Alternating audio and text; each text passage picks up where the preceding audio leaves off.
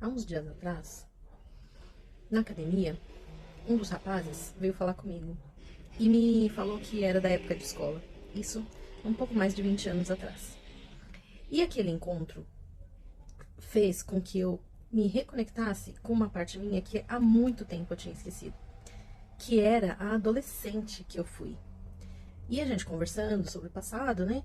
E ele me contou como ele me via naquela época, que na minha cabeça eu mal me lembrava dessa época, né? Desse período de adolescência, de juventude. E depois disso, eu tive um reencontro com essa adolescente. Reencontrar com essa parte minha, que por algum motivo eu havia esquecido, fez muita diferença na minha vida. Porque o que eu entendo hoje é que pra gente poder conseguir prosperar física, mental e emocionalmente, financeiramente, na vida, a gente precisa integrar todas essas partes nossas. A gente precisa integrar o pai, a mãe, que a gente teve a ideia, né, de pai e mãe, ver a realidade como ela é e agradecer pela vida, primeiramente, desses pais, independente de quem eles foram, e começar a integrar as partes que a gente viveu. E na busca do autoconhecimento, uma das primeiras partes que a gente precisa reconectar, reencontrar, mostrar uma história diferente, mostrar que nem tudo foi como a gente imaginou que fosse, é a criança. Beleza, você fez essa reintegração, eu fiz, né? Eu fiz um monte de processo com criança interior e fiz essa reintegração da minha criança, mostrando para ela que hoje eu sou uma adulta, que eu cuido dela, que eu tenho condições de dar para ela o que ela desejou dos pais, da família, dos cuidadores. E aí, a partir desse momento, outras partes vão aparecendo. E aí hoje, neste momento, eu percebi que é essa adolescente que eu preciso integrar. E por que é preciso integrar todas essas partes para viver uma vida mais satisfatória? Porque enquanto você, eu, a gente, não conseguir integrar essas partes e alinhar, acalmar todas essas personagens dentro de nós, a vida ela fica um caos. Ela parece um caos. E aí parece que a vida não anda. Tem muitas partes que elas ficam travadas por causa de memórias que foram construídas em outro tempo e espaço, em outro momento da sua vida.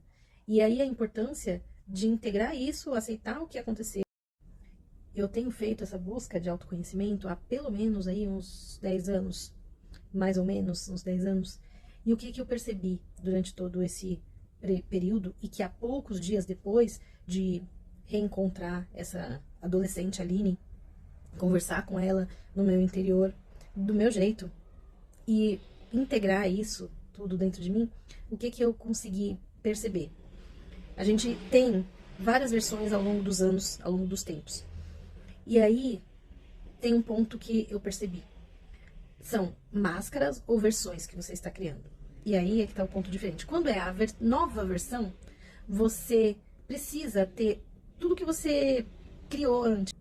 Para você viver uma nova versão, você vai ter que aceitar tudo que foi e fazer uma nova história com aquilo que você tem hoje, com as condições que você tem, com a cabeça que você tem.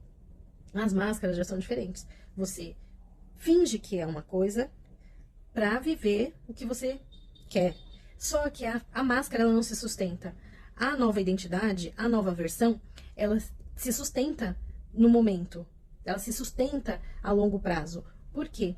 Porque você integrou, aceitou, fez o processo necessário para entender aquela situação que passou, aquela sua antiga versão, para que você possa viver uma nova vida, para que você possa agir diferente, para que você possa fazer diferente e conseguir os resultados que você almeja.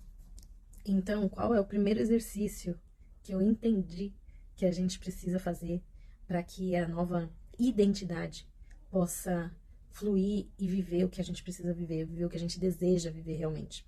Primeiro de tudo, reconhecer se eu estou usando máscaras ou se eu estou criando uma nova identidade. Eu acho que esse é o ponto principal que eu percebi assim claramente, conversando com as minhas amigas, conversando com essas pessoas que reapareceram, né? De uma história antiga.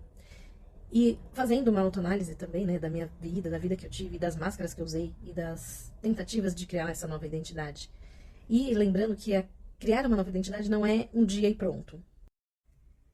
Ao longo desses anos, eu fiz muitos processos para criação de nova identidade.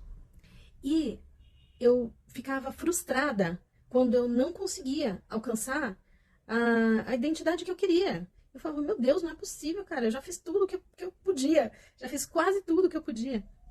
E nada muda, pouca coisa mudava às vezes. E aí eu entendi isso, que a gente vai criando essa nova identidade. E claro, tem gente que tem mais facilidade para entender e acessar essas informações, e os processos são mais rápidos, mas tem gente que leva um período maior. Então, o que eu aprendi primeiro, não me cobrar, por eu não ter alcançado ainda o que eu almejo. E em segundo, aceitar aquilo que eu tô vivendo, mas sem me acomodar na situação.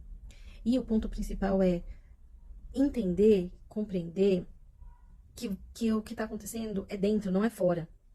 Então, quando você conseguir mudar o que você sente, você consegue mudar o que está à volta, a sua situação externa.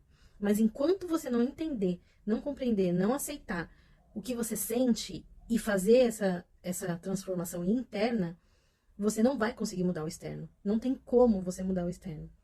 E aí que está o ponto. Precisa aceitar o que foi, o que passou, o que aconteceu antes. Tem uma frase muito usada no dia a dia, que é aquela frase, aceita que dói menos.